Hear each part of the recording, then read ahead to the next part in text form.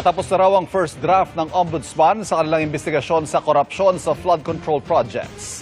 Nakatutok si Darlene Kai. Mahigit 35 raw ang mga gumugulong na investigasyon sa Office of the Ombudsman kaugnay ng maanumalyang flood control projects ayon kay Ombudsman Jesus Crispin Remulla. Isa raw sa mga malapit ng mahinog ang reklamong plunder laban sa ilang senador at congressman. Yung 61-page complaint, first draft, That's another matter. mayroon pang, mas mabigat yun. Mas mabigat Ito yung yun. conspiracy to commit plunder, Oo. which will involve everybody. Itong una, Senate and House. Senate and House. Everybody involved. Oh, Ayun. malapit na yan. Kaya, Malapit na yan. kaya makapal. Conspiracy na yun, no? Saka, we will detail. hindi ko yan. Congressmen and senators. Hindi di. Kabilang sa mga iniimbestigahan ay ang mga miyembro ng small committee kung saan umano ginawa ang insertions at pagbabago sa budget base sa naging alegasyon ni Navota City Representative Toby Tiangco.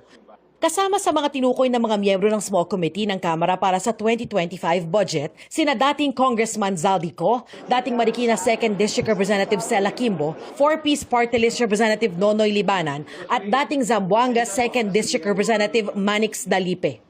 Nasaan na daw si Stella Kimbo? Nasaan si Manix Dalipe? Nasaan yung minority leader Libanan? Nandiyan na yan.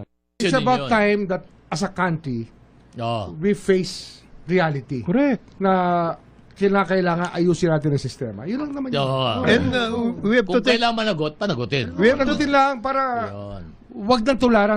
Sinusubukan ng GMA News na makuha ang panig ni Kimbo, Libanan at Dalipe sa mga pahayag ng Ombudsman pero hindi pa sila tumutugon. Nauna na nilang itinanggi ang pagkakasangkot sa anomalya.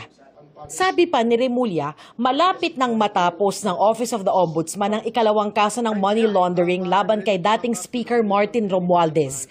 Hiningi rin namin ang komento rito ni Romualdez sa pamamagitan ng kanyang abogado pero wala pa rin siyang sagot. Sabi ni Remulla, malaki ang maitutulong ng Partial Senate Blue Ribbon Committee report sa mga gumugulong ng investigasyon ng Office of the Ombudsman.